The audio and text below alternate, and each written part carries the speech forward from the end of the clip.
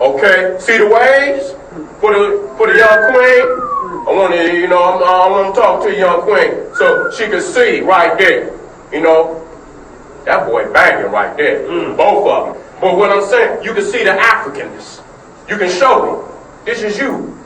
You understand? So Egypt is at least 3,000 years older than the first European city, and Egypt is a baby on the Nile. Okay, so but what I'm showing right here is that we've been rocking them for a mighty long time. That's because that's how, our hair, when we brush them and shit, it goes down into the spiral, and it curls in the spiral all the time. And so it's just like an antenna.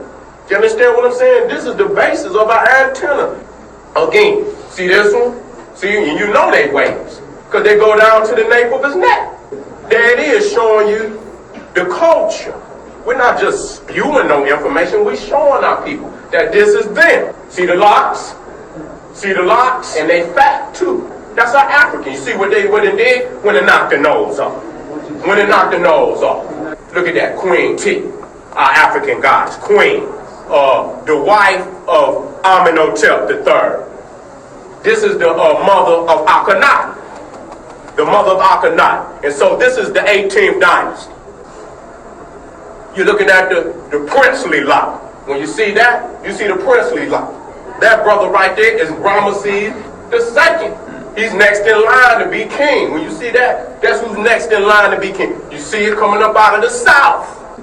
We can show you where the practice is still going on in Africa. It's not, Egypt is, a lot of people talking about, I hear these people talking about classical African civilization. Classical means that's Greek, that's Greco-Roman. It ain't nothing classical, it's still living. This is a living culture that still exists. Africa has been bomb rushed. Africa has been attacked, an overwhelming attack, destruction. So it don't look like it used to look. But many of the cultural practices is still in existence. You just got to go and look, you got to see, you got to search, you got to make the comparative study. You got to search for yourself, because they done rape our minds of everything that belong to us. Our deities, our names, our culture, everything that they took it. See the feather? And you see the feather right there in our queen and our sister's head in Africa, which they call the Hama tribe. You can look that up, the Hama tribe. H-A-M-E-R, Ethiopia.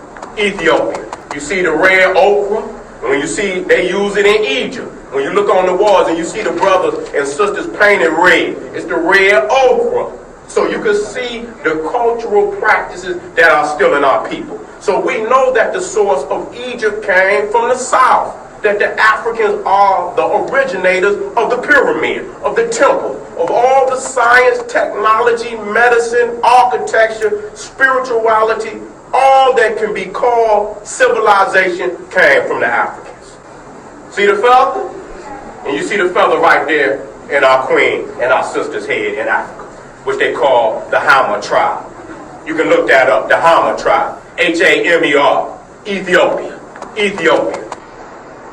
So that's why they red. It's a symbol, it's reddish brown. As you look in here, you see all these colors? African people have always had this diversity of colors. Ain't no one damn color in no people of African descent. We always have light-skinned Africans. You can produce an albino. You can produce a yellow man, a red man, a brown man, and a black man. All of a sudden, when they tried to say, well, these are not black people here, these are actually black Caucasians.